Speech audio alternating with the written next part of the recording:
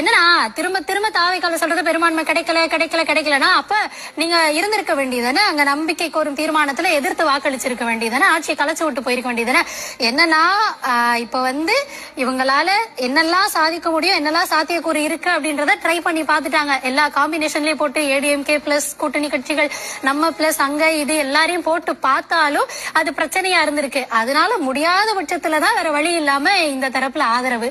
அப்படி ஆதரவு இருக்கிறப்பவும் சரி அதுக்கப்புறம் தேர்தலை சந்திக்க வேண்டியதானே. அப்ப என்னன்னா தேர்தலை சந்திச்சோம் அப்படின்னா தாவேக்கா இப்பயாவது 108 இருக்காங்க, அப்புறம் 208 வந்துட்டாங்கன்னா இருக்கிற குழப்பம் போயிருமே அப்படின்ற ஒரு பயத்துல தேர்தலை சந்திக்கவும் கட்சிகள் தயாரா இல்ல.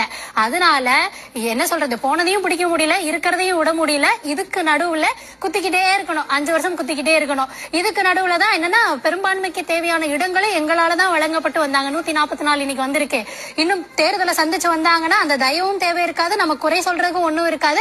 அப்ப என்னத்தை சொல்லலாம் அப்படின்னு சொல்லி ஆட்சி பொறுப்பேற்று அந்த நம்பிக்கை இது பண்றதுக்குள்ள இத்தனை குற்றச்சாட்டுகள், இத்தனை ரவுண்டு தொடர்ந்து இன்னும் எவ்வளவு நாளைக்கு இதை கிளைம் பண்ணிக்கிட்டே இருப்பாங்க அப்படின்றது தெரியல. பொறுத்திருந்து பார்க்கலாம். இப்ப அடுத்ததா இன்னும் நிறைய விஷயங்கள் இதுல இருக்கு. என்னன்னா இதுல குற்றம் நாங்க சுமத்திக்கல, இது மாயாஜால பிம்பம், சுனாமினா அது பாதிப்பை ஏற்படுத்தக்கூடிய சுனாமியா. என்னன்னா திமுக ஏன் தோத்துது அப்படின்னு மக்கள்கிட்ட கேக்குறாங்களா. அதான் எப்பயுமே உங்களை திட்டினா அது உங்களை திட்டுறது, தமிழ்நாட்டை திட்டுறது கிடையாது. உங்களை குத்தம் சொன்னா அது உங்களை குத்தம் சொல்றது, அது தமிழ்நாட்டை குத்தம் சொல்றது கிடையாது. அதே மாதிரி உங்களுக்கான பாதிப்பு தமிழ்நாட்டுக்கான பாதிப்பு கிடையாது. இங்க மக்கள் விரும்பிதான் அவங்களுக்கான வாக்களிச்சிருக்காங்க. அப்ப அது யாருக்கு பாதிப்பு, உங்களுக்கு தான் பாதிப்பு. இதுலயும் கொண்டு இது தமிழ்நாட்டுக்கான பாதிப்பு இப்படியே பேசுறதும் நீங்க தோல்வி கண்டதுக்கான ஒரு காரணம். மக்கள் எல்லா தரப்புல இருந்து சொல்லுங்க, நீங்களே இதையும் நோட் பண்ணிக்கோங்க. இப்படி எதுக்கு எடுத்தாலும் இங்க இருந்து விசஸ் டெல்லி அவங்க ஏதாவது சொல்லிட்டாங்கன்னா தமிழ்நாட்டை சொல்லிட்டாங்க இப்படின்னு பண்ணாதீங்க. அதுல நீங்க பொறுப்பேற்றுக்கிட்டு நம்மள சொல்லியிருக்காங்க, அது எங்களை தான் திட்டிருக்காங்க அப்படின்றத தைரியமா அதை கொஞ்சம் அட்ரஸ் பண்ணலாம். அப்புறமா தாவேக்காவுக்கு வாக்களித்தவர்கள் வருந்துவதாக திமுக சொல்வது நிஜமா?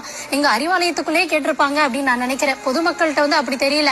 என்னன்னா இவங்க வரமாட்டாங்க அப்படின்ற ஒரு சந்தேகத்துல இத்தனை பேர் வாக்களிச்சதாதான் சொல்லப்படுது. அப்போ வருவாங்க, இந்த அளவுக்கு ஸ்ட்ரென்த் இருக்கு அப்படின்னா ஒரு சந்தேகத்துல எதுக்கு அப்படின்ற மாதிரி யோசிச்சு வாக்களிச்சிருப்பாங்களே.